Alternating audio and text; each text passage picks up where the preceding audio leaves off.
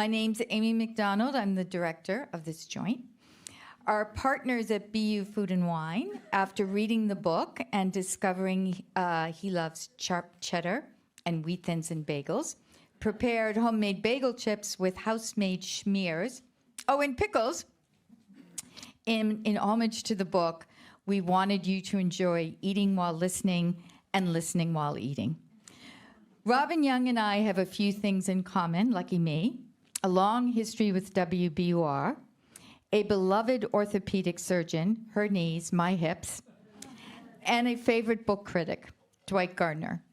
He has been the book critic for the New York Times since 2008. Before that, he was senior editor of the New York Times Sunday Book Review for almost 10 years.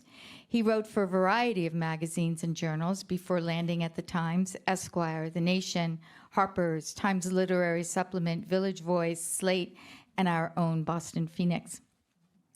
He has been my guide on what to read, what not to read, and often just for the pure pleasure of reading a well-crafted book review. We will be taking your questions throughout the hour. Just go to slido.com and type in #Garner. Our book partner, as you can see, Brookline Booksmith, is selling copies. He will be signing afterwards. The book is utterly charming. Please help me welcome Robin Young and Dwight Garner.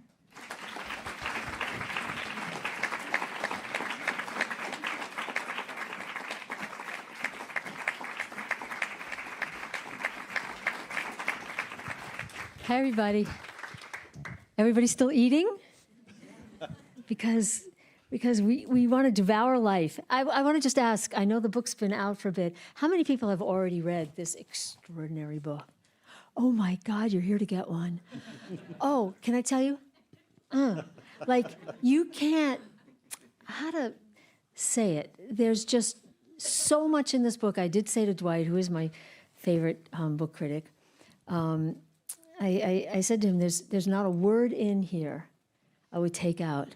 It's every single one belongs there. But before we get to the book, I just, how this came to be. So a little bit about your background. Grew up in West Virginia and Southern Florida, a self-described soft kid inclined toward embonpoint, which I looked up. It's in the first sentence of the book. I'm already at the dictionary, which means, prone to a fleshiness. More about that. A family whose meals were on the side of TV dinners and Wonder Bread. They were not readers like Philip Roth. The only books were the Encyclopedia Britannica. But you found yourself on your stomach in the living room with newspapers and books spread out in front of you, eating. Talk about what happened to you as a child. Well, I grew up in West Virginia. I lived there until I was 8. My grandfather, Archie, was a coal miner. My father and mother fled to Florida. And, I grew up middle class in Florida. I had, orthodontia and I had tennis lessons. And I don't want to poor mouth my childhood. But it wasn't a cultural family. There weren't books in the house and there weren't paintings on the walls. And I from really early on, was just an enormous reader. I'm the kind of kid who took dozens of library books out and never returned one of them, And, but I started reading and I started realizing that there's another world. I mean, reading, now we have television, the internet, really good television. Novels used to bring the news about our culture to a lot of people. It's where you learned how other people lived. It was, you learned about food, about sex, about other cities and towns. And that part of reading a novel has gone away a little bit because other places tend to bring the news first. But for me as a child, I was gobbling up sensations and ideas about the world, and food was a big one of them. Well, I love this because, right in the first few pages you had me, because I don't know about anyone else, but you're talking about growing up in the 70s. Mine was more 60s, late 50s. And I called my sister as soon as I read your description of you, spreading out the papers on the floor and getting a good book and going to the kitchen and getting something to eat while you were reading. Because for us, it was the 2 afternoon Long Island newspapers. We had afternoon newspapers. So the Long Island Press and Newsday. Okay. And we had our, Nancy Drew books, the limited books that we had all the books. We would make a pot of mashed potatoes. And we would put it in the pot on the floor with 2 spoons, and we'd lie there on our stomachs and read. And it was the best. And here you are lying on your stomach and reading. Mashed potatoes is ambitious for reading. Yeah. I'm not sure, come to think of it, if they were real potatoes, because again, back in the day. But for some of us, this kind of reading and eating, I don't know, I'm seeing some nods, might have been an escape. It might have been comfort. Maybe, there was yelling in the house. I'm just saying, maybe it was a getting away from. You were running towards.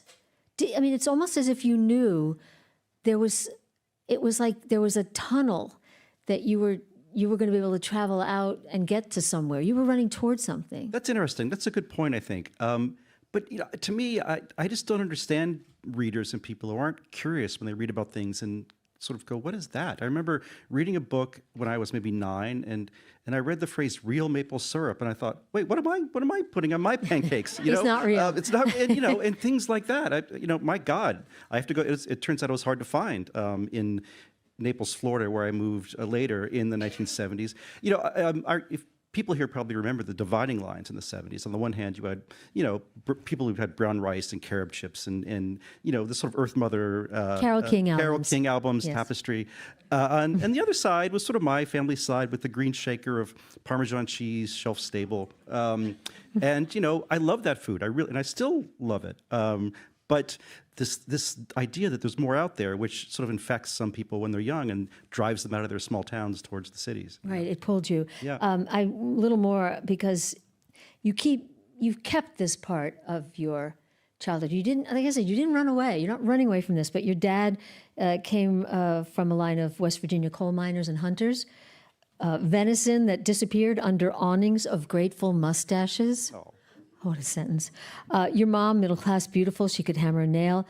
But this divide you're talking about is, my mother was on one side of it too, although she did give us yogurt, which was, what is that? But it was a time when for many moms, oh my God, what a relief, things come in cans. There was this divide, except in your own home.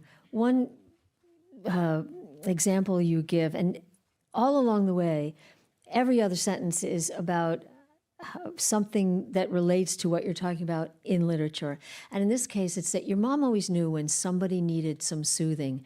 She'd make something goopy and, probably horrible for us, but something that would soothe you. And you quote from Marilyn Robinson in Home, one of my favorite books at that point.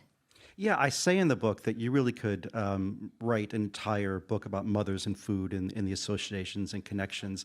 One of my favorite cookbook writers is Amanda Hesser, who does the New York Times cookbooks. And she says that a good recipe should read like a letter from your mother. And I think that hers sort of do, because her recipes read like a small conspiracy between her and you. And they're just great for that reason. Yeah. So, yeah. Well, this notion, though, that all through this book, like every fourth sentence, you are talking about your life, and then suddenly we're seeing an example of it in literature. I'm an overquoter. Oh, it's so you're devouring, and that's what you're doing. We're devouring literature and food with you. And so you noted when you described your childhood reading on your stomach that other people did too. So here's Rita Dove. Candy Buttons went with Brenda Starr, ace reporter. Bazooka Bubblegum with the Justice League of America. Fig Newtons, King Lear. Dorothy Allen, bastard out of Carolina, wrote of hiding out with a bag of Hershey Kisses and a book.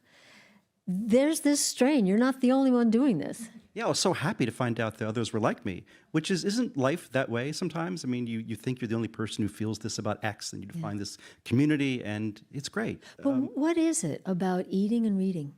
I don't know. It's funny. They're both so, there's a lot, people have brought this up. There's a lot of sex in this book. I don't think there's very much, but sexual description. Oh, but there is.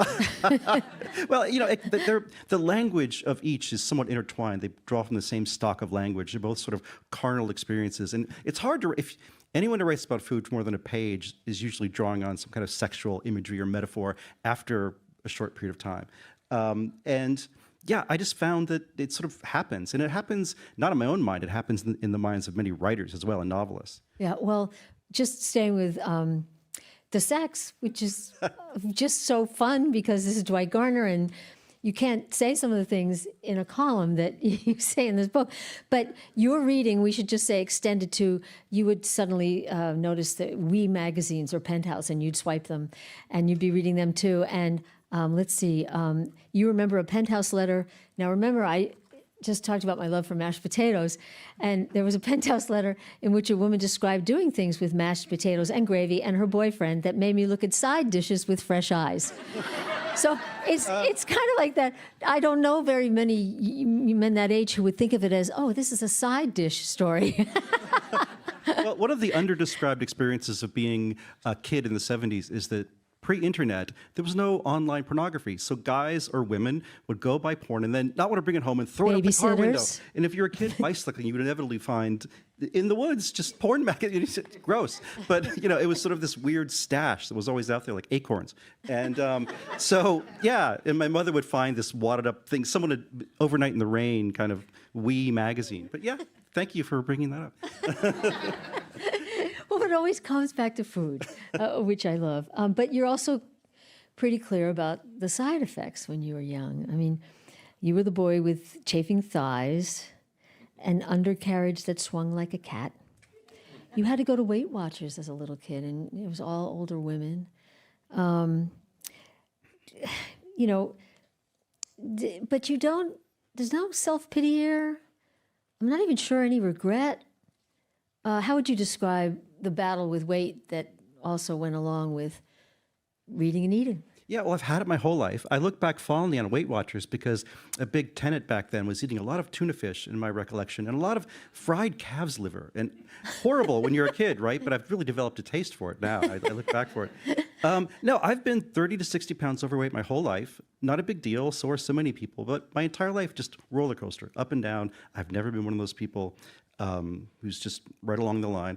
And it makes me mad now. I am 58 years old. And I can't believe that vanity doesn't go away, does it? I mean, I have friends now, literary guys and women in their 70s and 80s, and they're still going on diets. And I'm like, does it ever go away?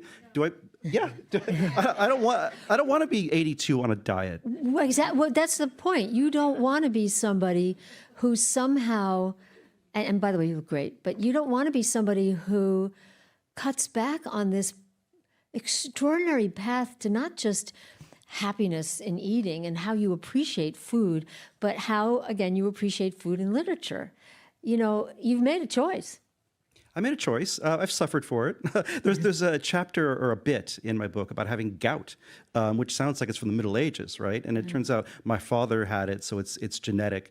It's just serious arthritis in your toe is all it is. But I have a great deal of sympathy for people who had it back in the day when you couldn't cure it, because it's the worst pain in the world. Right. And you feel like you deserve it too, so it's moral shame in addition to the pain. So mine is now cured. It's been cured for 15 years because the medicines are good. But I mean, there's another bit in the book where you go back and forth with the authors that are kind of your Greek chorus writing along with you. You pull comments that they've made on the same topic about, people who wear as a badge of honor that they don't eat. The world divides. Just as it divides between Cool Whip and, Carob and Carole King, it divides between people who are proud of the fact that they don't eat and a whole community that you're part of that's like, who would want to do that? Well, I thank you for mentioning that. I bring up the fact that in serious fiction for many, many centuries, it is sort of seen as sort of infra dig, not something you would do if you're, especially for men, to describe food. It was beneath their purview. And it wasn't war. It wasn't war. It's not nobility or truth fiction lies. But food was just, you wouldn't describe a meal. It was seen as beneath the level of attention that a real novel deserved. Virginia Woolf called this out. She said, why aren't we paying more attention to the meanings in this? George Orwell called it out. And my book is calling it out in kind of showing the fact that actually it is there if you know how to look for it. Well, and again, you quote Elizabeth Hardwick, who calls it the drama of consumption. There's drama to it. I mean, there's books in which, whole several chapters are devoted to the making of a meal. And Tina Brown had that line, or the phrase, observation greed. This is a part of the hunger for reading, coupled with hunger, real hunger for eating. And you write, it's looking for advice on how to live. Like the cannibals ate brains of brilliant captives, seeing to become brilliant themselves. You were wanting to take in what you were seeing in great literature and on great tables. Yeah, but how can you not? I mean, I don't know. I just don't understand people who don't want to do that. You know, and aren't on a sort of journey seeking out, increasingly better music and theater and plays and food and everything in life that's worth just spending a little bit more time on. Good writing is like good food in the sense that you can tell when real attention's been paid to it. Someone can serve you a very simple meal, not fancy, but you sort of know if someone took pains with it just a little bit and cared about what they were cooking. And writing is really similar, I think. Yeah. Well, continuing with your memoir, because there is a memoir in here. It's tucked. Not all sex. And it's not all sex, and it's tucked between these incredible. By the way, somebody's asking, how did you have all those quotes? Every other line. Have you been collecting them for decades, or is there a search engine? This is a long story that I'll try to make short. I've been keeping since I was in my teens what's called a commonplace book, and these are books that people have always written down favorite lines from novels in, and I've just kept mine religiously since I was very young. And even today, I'll read a book that I'm reviewing, and when I'm done with it, I'll go and take all the best lines out. And this thing is now an enormous document. My quotes and observations are filed under, driving, flying, sex, social class, men, women, just all over the board. And I just have it. And so I love food so much that my selection of quotes about food is large. But also I have a good memory for quotes. So a lot of this was stuff that I just think about during my day. It's amazing. As we follow along on your story, though, you become in high school that really smart kid that the ACLU volunteers to defend when you want to use the F-bomb in a school newsletter. You walk around carrying piles of books. You're transitioning from the kid who... Pretentious is what you're saying. Well, but, you said that, but I don't see that. I was so happy, like, yay! He was the kid, who... by your own description, jiggled, and now, he's the kid. The power of what you knew, the power of the path you'd taken starts to be revealed. You go to Middlebury College, you discover magazines. Can you just tick off, there's 2 pages of them, of the magazines that you start reading and devouring? Well, I write in this book about how at Middlebury was great, but I was so busy writing and reading, I barely went to class. But I did read, I worked in the library, and they had this amazing periodicals room with thousands of magazines, it seemed to me like. Anyway, and I would just go and grab big piles of them, and I worked in the library, and I would just read them all day. And I talk about the 1990s or late 80s when I was in college, were sort of the last great era, in my opinion, for magazines. And the New Republic, The Nation I discovered, Vanity Fair, Harper's, The New Yorker. I remember being I worked the late night shifts at the library because no one else wanted them and I was happy to take them.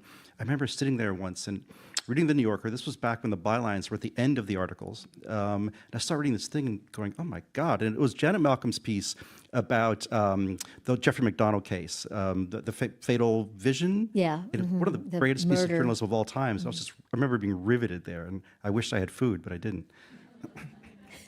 Well, you also discovered Maureen O'Dowd during the Bush administration. I mean, you were her Elastic Snap, I think you wrote about her writing. Maureen O'Dowd covering the first George Bush was great journalism. Right. And you're just consuming. You're consuming the reading. You're consuming the awareness of writing and how writers write. You're consuming food. There's one scene where you're working at a gas station. I loved this because I worked at a stationery store when I was a kid. And you're working at a gas station in the Everglades, eating their ding-dongs and devil dogs. And I'm like, yep, that's about right.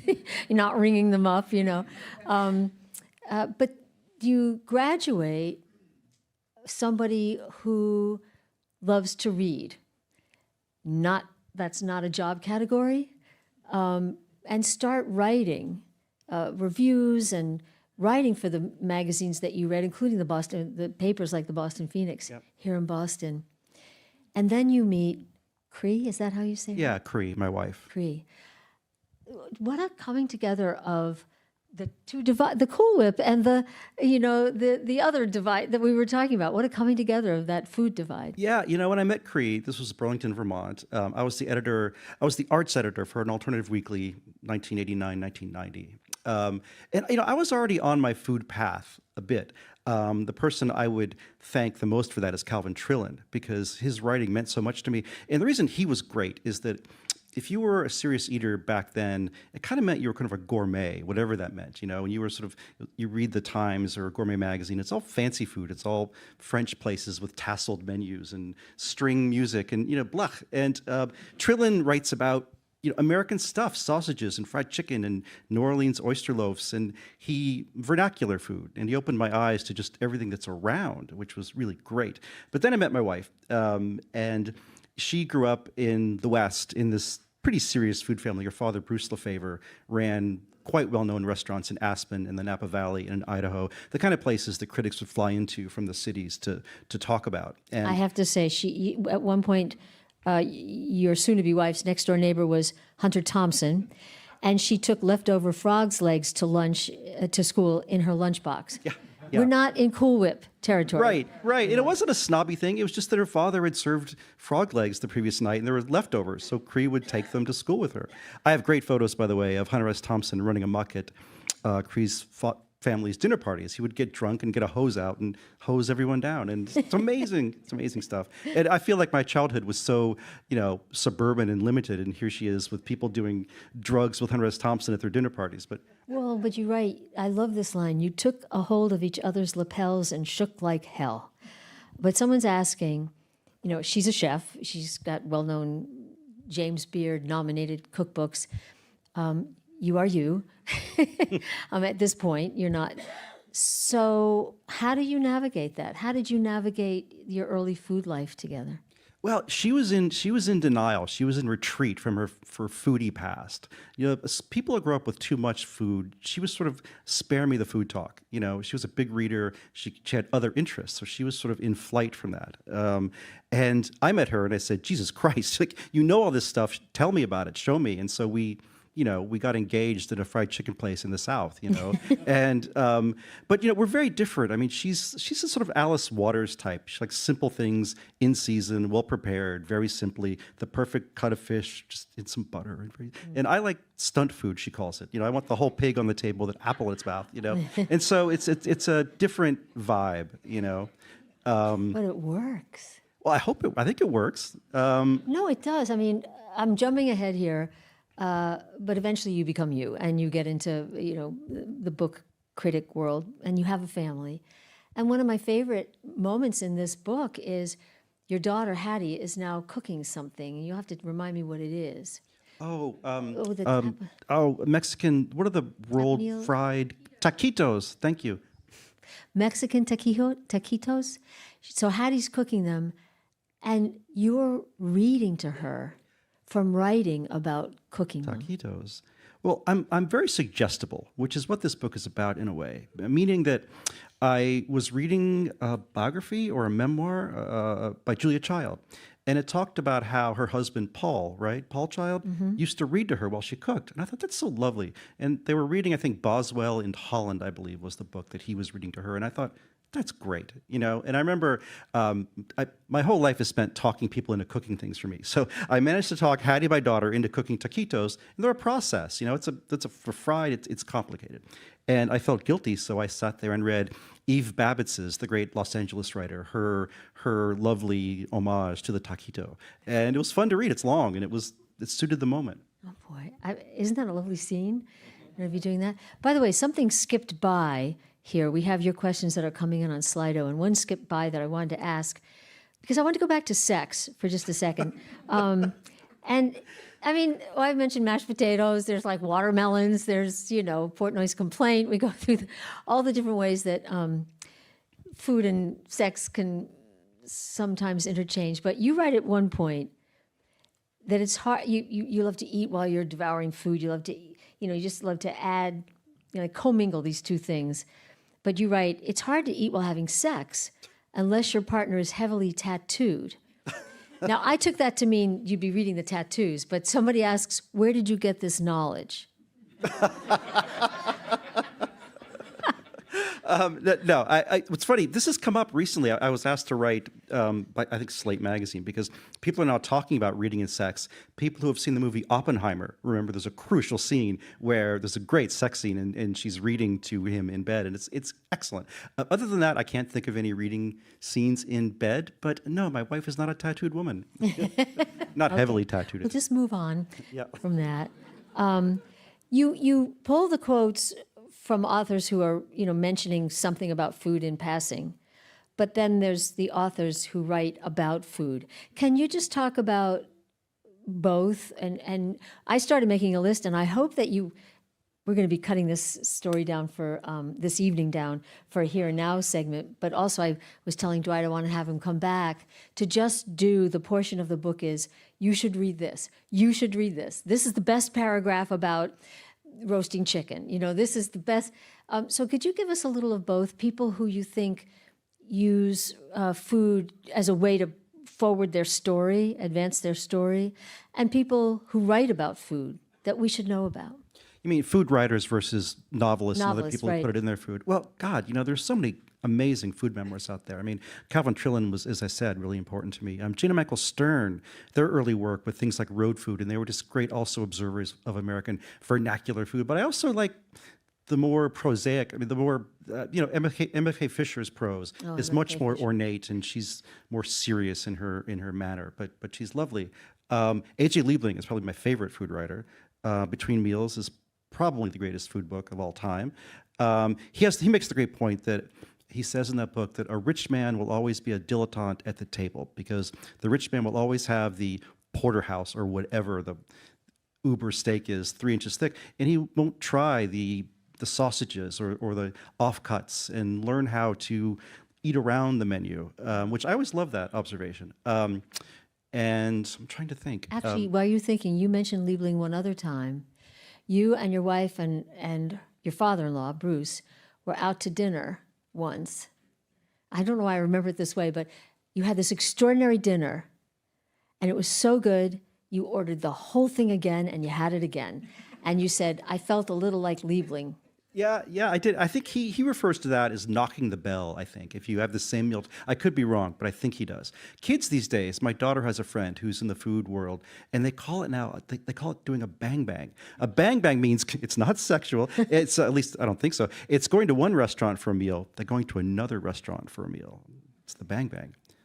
What? And it turns out, I looked this up because I thought this is a great phrase. Someone should know it. It's a Louis C.K. phrase. It comes up from his TV show, not his stand-up. So I think that's why it's not catching on with the media, because Louis C.K. is sort of persona non grata. But that's the origin of the phrase. And I hear kids now saying it in New York. Well, what would you call what you did? I mean, you had a whole meal a second time. Well, nice meals aren't always that heavy. So it was this perfect meal, but it was sort of simple and fresh, and it wasn't, a big hunk of lasagna, and we just having such a nice time. You wanted to extend it. So I still like going to two places sometimes, In New York, you'll go somewhere for an appetizer and a drink maybe. And well, if you're like me and like a martini every night, and you also like sort of eating around, Chinese, Thai, these cultures aren't really drinking cultures. So it's hard to get a martini in an Indian restaurant or a Thai restaurant or a Korean restaurant.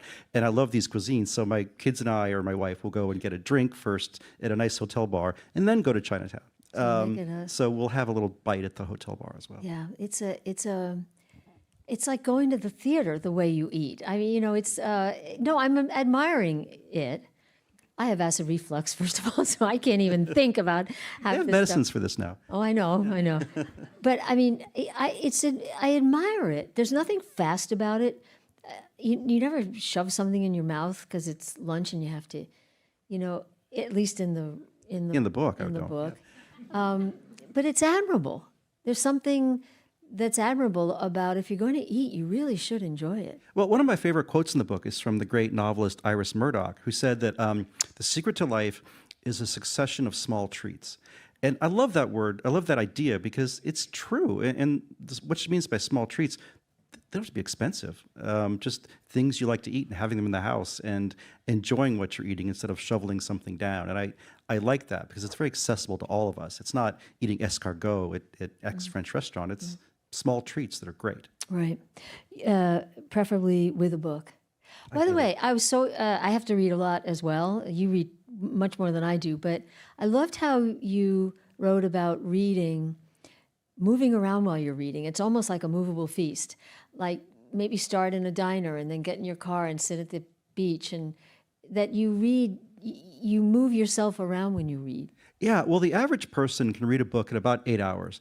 The reason it takes people forever is they read 20 minutes a day, and but I often have to read for 8 hours, and it's hard. Try it. It's hard. And book critics have to live like grad students, and so my secret is to never get comfortable, because if I get in a comfortable chair, I'll be napping in 30 minutes, no matter how good the book is. So I move around. I go to one coffee shop, then the library, a second coffee shop. If I'm driving, we live in the city now and don't own a car, but I used to go to the beach and park there and read in the car. I would love to go and sit outside of the supermarket and watch people come out. For some reason, it's better than the Met Gala for people watching. For me, I love watching people come blinking out like moles into the light with their carts. I love it. So, People person. By the way, we're getting the full quote, if anyone wants it. The Iris Murdoch, it's from The Sea. One of the secrets of a happy life is continuous small treats, and if some of these can be inexpensive and quickly procured, so much the better. yeah. And do you have any of those other quotes too? I mean, you've spoken of people who write exclusively about food, but what about just in passing? Somebody, I mean, Cormac McCarthy, oh my God. I didn't think of him as writing about food, but then on the road, there was none of it. I mean, it gets, authors who have used food within their writing about something else. I'm not sure what you're asking. Just authors that have used food in their description of something in a book that jumps out at you. I mean, Yeah, so for me, in The Road, it was the zombies. Did you read The Road? Cormac McCarthy's The Road. Well, everybody's starving. It's the apocalypse, and our heroes stumble across people who are being held in a basement. And cut up for parts. Yeah. To eat while they were alive. Yes. Yeah. And the best piece of criticism I think I've ever read, some magazine was witty enough to hire a butcher to review that scene. Yeah. And the butcher said, no, this is not smart at all. I would cut the thigh off this way, and I would, anyway. This is great. what I'm talking about. Yeah, totally great. So somebody who else, I mean, that's the one that stuck with me, but another author who uses food by way of telling the story, yeah. Well, Toni Morrison is great. I mean, the food in her novels, you feel like the way she has a character cook an egg is sort of the only bearable moment of what's going to be an unbearable day. You feel this in her fiction often. I'm trying to think. Updike's food is gross, for the most part. Iris Murdoch is one of the best. Yeah. The Sea is her great food novel. But we do know about people. You write that Samuel Beckett and Pearl Bailey both sneered at toasters. You love toasters. Doesn't like toasters. Apparently, Beckett and Bailey. Susan Sontag sometimes cooked a whole package of bacon for dinner. And someone else used bacon as a placeholder? Yeah, Cyril Connolly, the great British critic, would stick a slice of bacon in his books, according to somebody.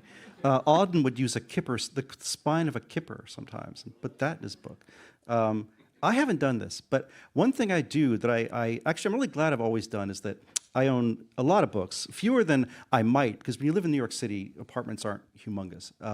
But I always put old menus in my cookbooks, and I have 400 cookbooks, and old shopping lists from great meals, and I look back and think, Cree's birthday in 1999, and here's the shopping list, and it's great. And it's fun to also stick that kind of thing in your novels, a theater ticket or a movie ticket, or people do this, but I've done it relentlessly, and I'll be reading a book, and my kids, tardy slip from third grade will fall out, and it's great, You hold on to things. Yeah, I like collage. I like busyness, which is part of this book. It's a busy book in the sense that it's filled with examples. And I think it's growing up, I have a horror of blank walls in some way. I mean, our family not having art on the walls. I love my parents. They're great people. They just culture didn't matter to them in the way that it matters to me.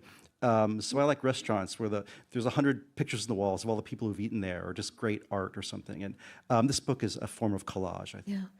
By the way, I think that happened a lot in the 70s. I mean, this idea of books and bookstores and all of that wasn't in a lot of homes yet at that time. How do you think this passion of yours, eating, reading about eating while reading, has affected you as a book critic? Oh, that's a good question.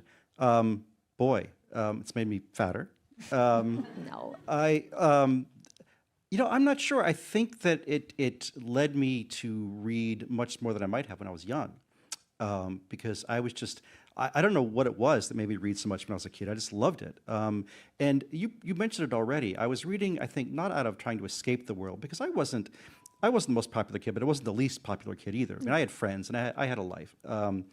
But reading was just what I did. And I read so much and knew so much that when it came time to start writing as a profession, I just gravitated towards writing about books because it was what I knew best. And I feel very lucky to do what I do because, like your job in a way, I get to focus on a new topic or a new writer every week. And my week builds up towards Thursday when I have to sort of lay my weekly egg for the New York Times. And it's really hard, and I do it on Thursday mornings, and then I nap for 5 hours because I'm tired. But then it starts building up again to the next review. But it's always a new topic and a new writer, and I feel very lucky to be able to sort of have churn in my life that way. Do you take your pants off? What? When you nap? When I nap. There's a whole chapter on napping. Of course. Philip Roth said, you must take the pants off nap. So did Churchill. There's a big thing in this about naps. I love my afternoon nap, but I like to earn it. I get up early, work hard, have lunch, nap for maybe 1 to 3, but I'm reading my phone at the end. I don't sleep for 2 hours, maybe an hour and 15 minutes. Then you have to shower and start your second day. I call it the second day. Yeah, you really, and you have to be actively doing You it. got to get back Yeah. up, I no love that. half measures. You said something else in there. So much. Well, lunch. The book is divided. There's breakfast, lunch, napping, and swimming, which has a whole little category, which I loved. Can we talk about, let's just pick lunch. What is your favorite lunch? Oh God! Well, I talk about the fact that Americans are so conflicted now. This Puritan populace. We don't do the big lunch the way they used to in England, or they still do sometimes in England. The publishing lunch was a big thing when I was younger. The 3 martini. I never really had the 3 martini era, but the 2 martini I was part of at some point. And I miss these big lunches, and I try to have them once in a while. Best to do it on a Friday. Best to have it on the late side and get 4 or 5 people you love to gossip and drink with, and go have a big lunch where you sit there for 3 hours. It's the best. You can't smoke anymore, which is a bummer. But lunch for most of us, we're programmed to grab it on the go and just sort of slam it down. Which is too bad. But I will say that I'm no great champion in this regard because I have to read all day and I can't fill up at lunch. So I eat a small lunch because I will take a nap or a bigger nap otherwise, and I focus my attention on dinner. I really save it up to do it right at dinner time. Well, I wondered if maybe you would have a sandwich at lunch. And speaking of sandwiches, Oh boy. yeah. Yeah. So you write about one of your favorites, and it comes from your dad. And this is what I love about your writing. You are not eschewing your past filled with things like. Oh no, I think I know what this is. Yes, you embrace it all. You embrace the coq au vin and the things you had as a kid. So I have here because you wrote about your dad's favorite sandwich. No, this isn't. This is Well, is that So this is mayo? okay. One of them. This is the peanut butter and pickle sandwich. came from his dad. My dad used to eat peanut butter and mayo. Oh, that's close to the Elvis, but not quite. Yeah, well, he died young. I mean, I'm going to rush to say something. When you've been talking about how you love martinis, and who wrote the best book on martinis? Well, the best article is by Roger Angell, the former New Yorker writer. Yes. The great piece about, a writer named Lawrence Osborne wrote a great book about trying to get a drink in countries where to do so is illegal. And he's a martini man, so was trying to find a martini, in Pakistan, kind of book. And really interesting. But yeah, those are 2 favorites. But and this was the whole chapter is on drinking, and what I loved about it, because drinking doesn't go so well for everybody, especially when it's combined with peanut butter and mayonnaise sandwiches. What I loved was that you included not drinking. All the authors who've written about getting sober, and still writing while not drinking. So that's in there as well. But when I read about the peanut butter and pickle, I just had to try it. So I'm going to try the peanut butter and pickle. Do you want to try the peanut butter and mayo, or is that disgusting? I'll go if you go. Okay, so tell me while I'm trying. Can I tell you first tell about us how the this story. came Yes. about? Because I grew up, my father loved peanut butter and pickle sandwiches, and he said they got them through law school at West Virginia University. And when you're a kid, it seems horrible. But then I turned 30 and realized they were great. Not just great, but important because they're a great thing you always have the makings of in your house. So it's this great fallback. Or at CVS. Yeah, right. And so I pitched this idea to the Times food section in 2012 to write about the peanut butter and pickle sandwich. And they said, sure, go for it. Weird, but go for it. And they printed it, and it became this international sensation. People were sneering at me across the globe. I mean, no, I'm not kidding. And on Twitter, and I'd pick up like the Daily Mail and like, what is this horrible sandwich that Americans are eating? And now the pendulum has come full circle, and people are coming to me and saying, this, it's been accepted now, I think, a little bit. The Times has printed a proper recipe, not mine, but another recipe. That's not the way I would quite make it. Well, CVS, I had, but also I really wanted to have the sweet pickles.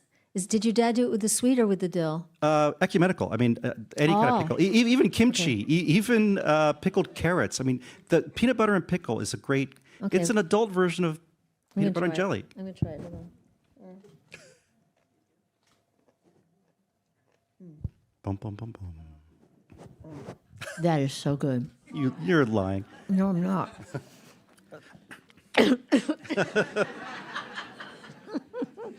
That was the vinegar. The sweet of the peanut butter with the savory of the pickle. I know I'm sounding like I'm gonna try, but it's delicious. It's great. Here's how I would say to do it. Go open-faced, toast the bread. A little bit of butter can really help it out, but that's a little piggy. Then a little bit of peanut butter and a fair amount of pickle on top, and 2 open-faced. Delicious. But people have written about it now pretty seriously, talking about how this flavor combination is actually sort of international in sort of certain sautés and moles and flavor. It's not a unheard of flavor combo. This is mayonnaise? It's mayonnaise and peanut butter. What's the book that ends with the word mayo? Richard Brodigan loved the word mayonnaise.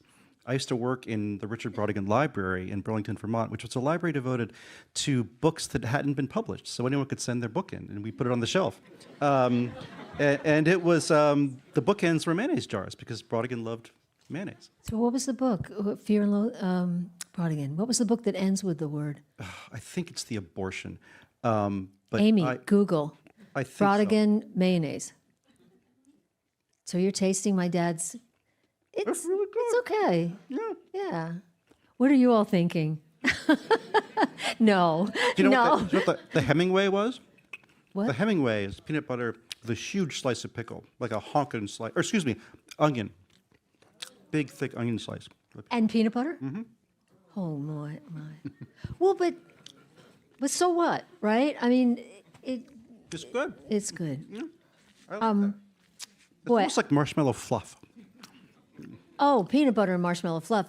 Marshmallow fluff invented in Somerville, Massachusetts, as you probably knew. I did not. Oh.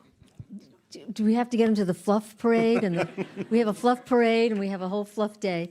What are you hearing from people, especially some of the authors who are still living that you quote? The book's been out for a little while. What are you hearing from I'm people? hearing nothing, but I feel very fortunate. No, not from writers in the book. I'm not. But I've been very fortunate. The book it's been very well received. The reviews have been great, very gratifying. As someone who's a critic, I was prepared for the worst.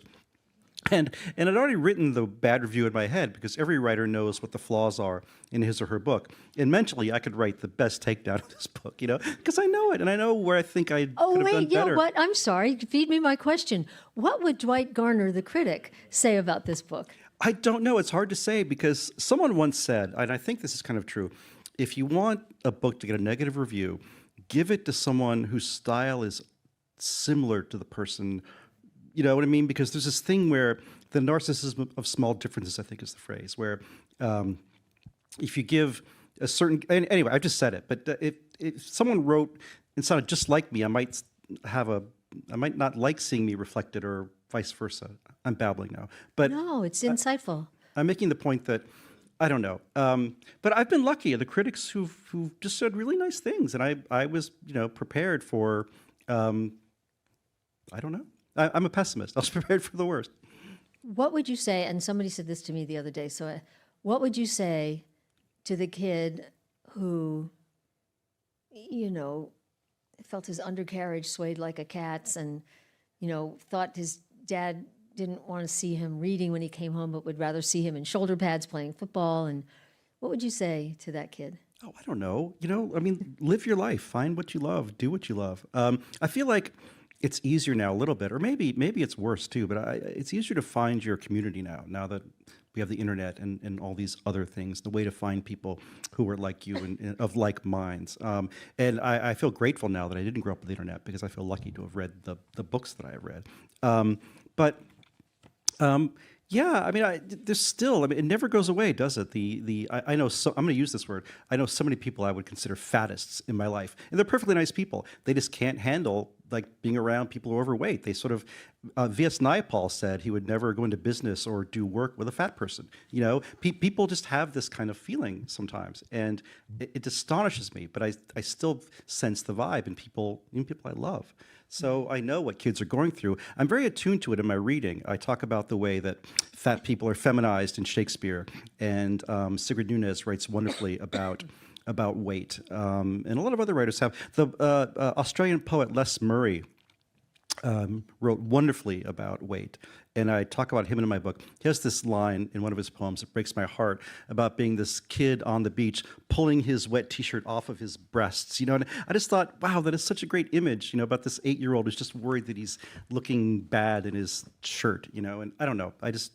I'm alert to this kind of writing. Yeah, well, yeah, you are. We see it.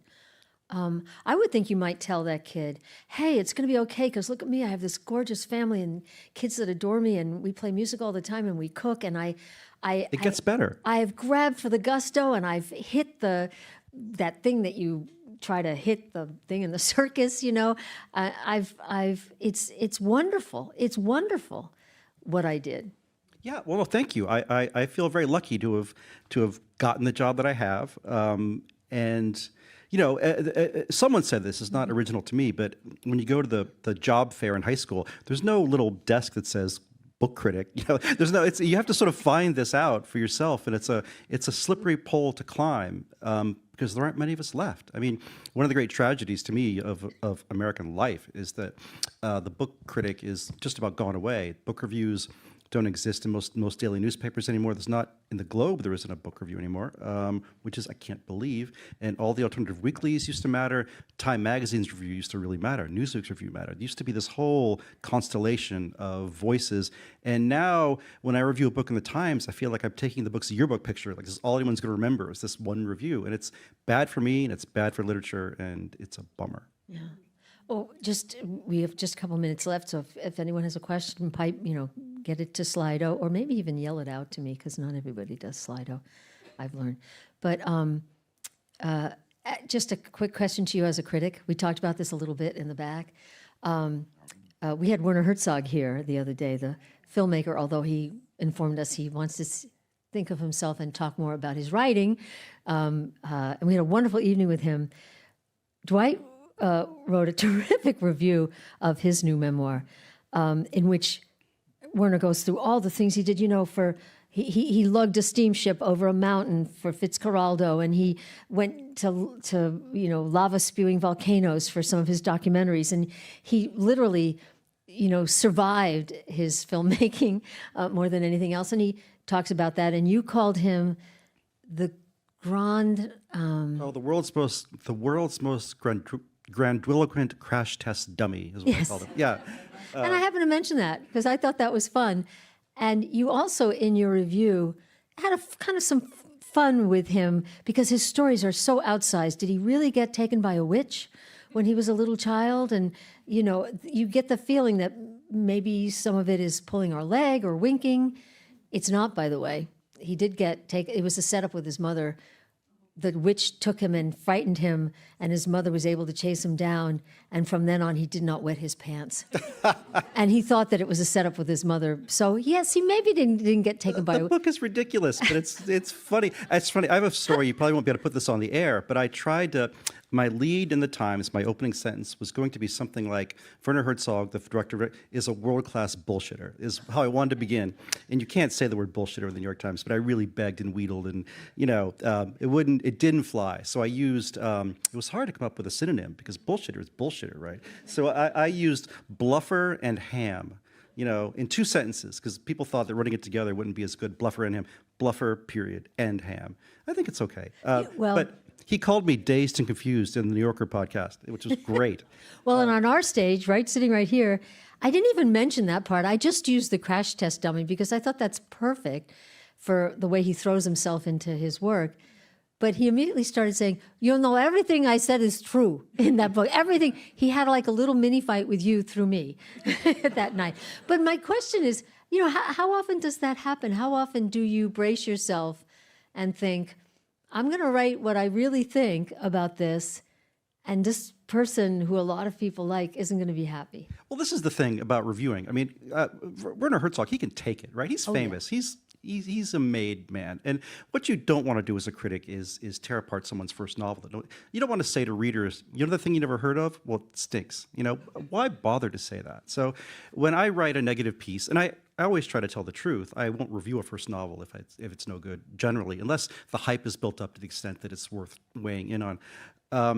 But the people who I write about negatively tend to have serious careers already, and it's not like one review is going to snuff them out in any way. But I do feel it's really important to me. One thing I learned early about journalism was that it was always, when you met a journalist, you would learn so much more about the world and about what they knew than you would know by reading their stories. And it really bugged me, because you would talk to someone, you get all this juice about a story, and then what they wrote in print was sort of banal. And I always want to sort of say what I think. I think it matters to the world, it matters to the public discourse. It's important to me. So I try not to varnish things too much. Well, we love it. And we also love that you do books that you think we've missed. You'll occasionally come up with something. We've had you on the show for that. Here's a great book from 30 years ago, and we all should consider it. Couple housekeeping things here. Mayonnaise is the last word in trout fishing in America. Oh, nice. Richard Brodigan. Okay. And just real quick, because it is a New York Times book review thing. So who are the authors that you'd have to dinner? Oh, see, I never like people's answers, because they're always sort of Gandhi and, great man, but probably pretty boring at dinner. I don't know, Do you think people are reaching? They're trying to sound... Yeah, I sort of want the bon vivants. I'd want Dr. Johnson. I'd want Molly Ivins. Samuel Johnson. Excuse me. Well, Samuel Johnson, right. Molly Ivins, Christopher Hitchens, Julia Child. I want people who want to mix it up and have a lot to drink and then eat messily till 3 a.m. I want those kind of people, but who are really bright and can talk about everything. You could talk to Samuel Johnson about the dictionary. Yeah, which he invented. Just one last question from the audience. What goes into a great dinner party? Because you've had them. Well, one of the key points I think in my book is that it matters vastly more who you're eating with and what you're eating, right? Because a simple meal with good friends and people you really enjoy being around is so much better than having an excellent meal around people you don't really care about or just in an awkward situation. And I described the greatest meal of my life, actually the worst meal of my life. I had 50 courses. It's just too long a story to go into, but a very sort of elite meal that I was writing about for a magazine. Ferran Adria, the famous Spanish chef, was there. And it was the worst. It was under fluorescent lights, and it was the middle of the day, and no one spoke English, and I didn't speak their language, and it was just, it was a torture. And the great meal for me is just a simple one among people I love. Yeah. Well, Dwight Garner, I'm going to wrap this up now for 2 reasons. One, I am choking on a dill pickle, which I never thought I'd say, during an interview. But also, we know you need to get on to other things. But I can't say enough about this book. I wouldn't take one word out, and I hope you all. It's going to be, sold in the lobby.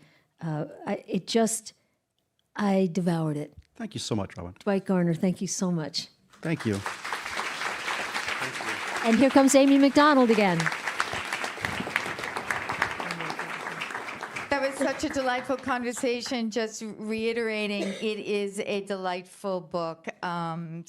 He will be signing copies out in the lobby. Speaking of food, I was telling Dwight about our Curated Cuisine series, hoping he can help us get some famous chefs. He said, don't count on it, but we'll try. Our next Curated Cuisine is Monday, December 4th with Clancy Miller who's written a book called For Our Culture, which is about just digging in and African American phenomenal women in the industry and a paean to them. And we will be serving food for that event as well. So Tamika Francis will be interviewing her. We hope to bring Jessica B. Harris back for that panel as well. But you can sign up for our newsletter with this hashtag that usually goes on behind me, but you can sign up for that event at our desk on the way out. Thank you for coming. Thank you. Thank you.